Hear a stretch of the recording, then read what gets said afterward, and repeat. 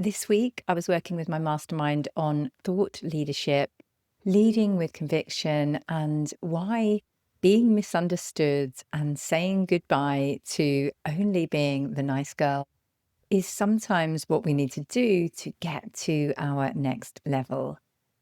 In this world of AI, everything is bland, everything is boring, and it takes real courage to share what you actually think. You know what you think, you know what you believe, you privately say it to clients, but often we hesitate to say it publicly because we don't want to be misunderstood. Today, I want to talk about why that hesitation is often the thing holding your business back and how you can speak out without being brash or really polarizing, but also help people to understand what you stand for and be able to know if you're their sort of person that they would like to work with or not. And the most important part is or not, because you can't be for everyone. And I say that as a real people pleaser who wants to be for everyone. So even if you have any hesitation, stick with me today and we will get to the bottom of this and help you to stand out online so you get more clients. What I notice now from reviewing lots of people's content and emails is that we get a bit stuck with the use of AI and forget to bring in our own opinions. Something I've been doing lately is asking myself what has happened in the last 7 days with regards to problems, maybe things that people have brought to you. Maybe it's personal, so what's come up personally that doesn't need to be problems, but just what sort of things have arisen, and try and weave those lessons into your content. Because what we can end up doing is softening our message and trying to make everything really agreeable. And in doing that, accidentally making yourself forgettable.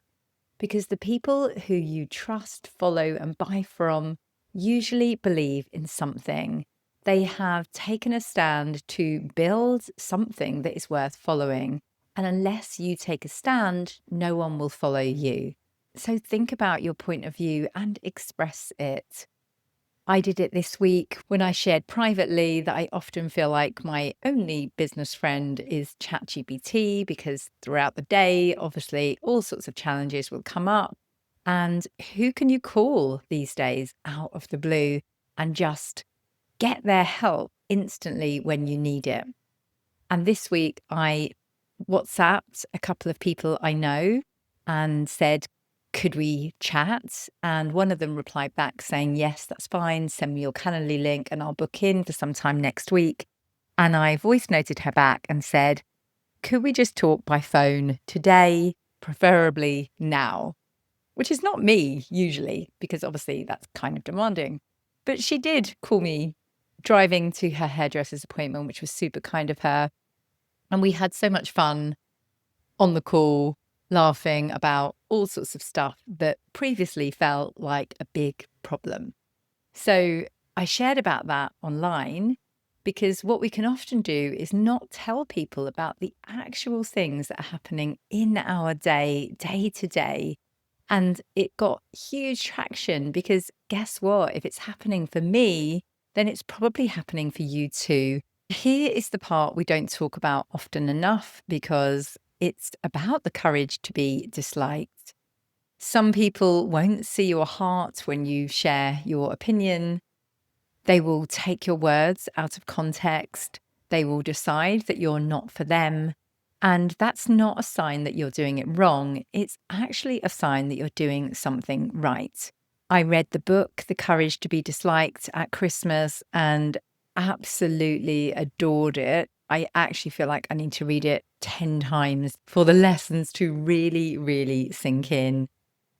I also remember taking part in a year-long funnel project. So essentially building your lead magnet and your emails for your email funnel.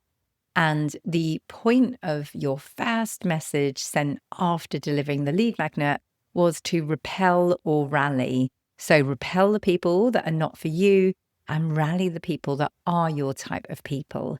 And our instruction was to write that email to share so much about us and our thoughts and our opinions and our beliefs that would repel or rally those people. If everything we say is universally liked, it usually means it's too vague to really matter and really hit people emotionally. So when we are leading with conviction, it often comes from experience. Real things that you know to be true from working with your clients, maybe beliefs that you have changed your mind about over time. So, for example, I commented on someone's post on LinkedIn this week telling her that I used to think a leader was a 50-year-old grey haired man because years ago, that was my boss. I didn't really have many female role models. My dad in our household was the person with his name above the door, the person with the money, the person whose name was on all of the bank accounts. So we have often been brought up with that.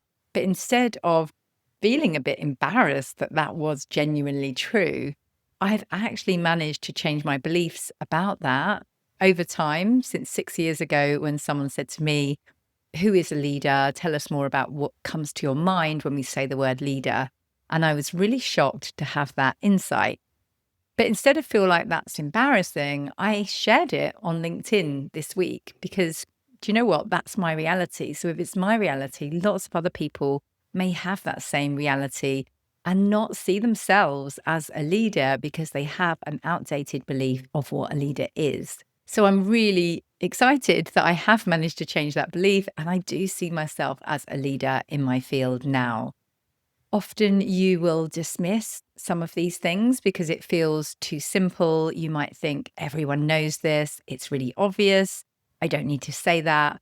So, but actually, it's those things that are really obvious and you maybe brush under the carpet that actually create amazing content. So, the more we can brave it and share our real experiences and the experiences of the things that go on behind the scenes, the more our content will stand out online above the sea of AI generated content. That's not to say you can't use AI. All I'm saying is put a lot more effort into using AI with your real life experience. Our marketing is just like a sales call in a way, because if you can articulate and name something that others are feeling but haven't quite articulated yet, they will assume that you also know the solution. So name an outdated belief that you no longer agree with, a pattern that you keep seeing in your clients, an uncomfortable truth that you say privately but not publicly. If you are talking about it behind the scenes, it's probably ready to be said out loud. That isn't oversharing, that is leadership. So this isn't about polarizing for attention. If you know me at all and listen to this podcast, you will know I'm not about being polarizing and outrageous. It's not about hot takes or drama. It's not about deliberately upsetting people. It's just about being willing to say, this is what I believe. This is how I work. This is who this is for, and this is who it's not for. That clarity of communicating what we believe really attracts clients. So, here are a few prompts for you to think about. What do you say to clients that you don't say publicly?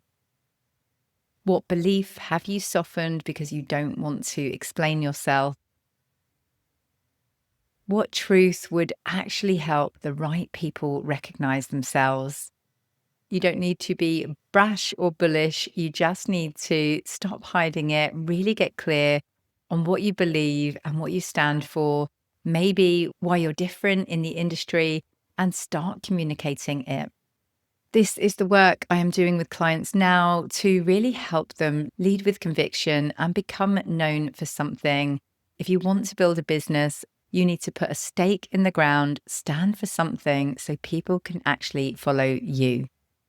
I hope this episode was helpful in finding your edge, and I hope you share something that you feel strongly about or something recent that's happened in the last 7 days for you online.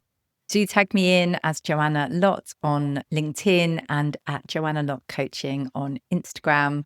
And like I always say, trust yourself, believe in yourself, and be the wise gardener who keeps on watering the seed. Thank you so much for listening to this episode of Women in the Coaching Arena. I have a mass of free resources on my website, joannalottcoaching.com. That's Joanna with an A and Lott with 2 T's, joannalottcoaching.com. And I'll also put links in the show notes below. Let me know if you found this episode useful, share it with a friend and leave me a review, and I will personally thank you for that. Remember to trust yourself, believe in yourself, and be the wise gardener who keeps on watering the seed. Get into the arena, dare greatly and try.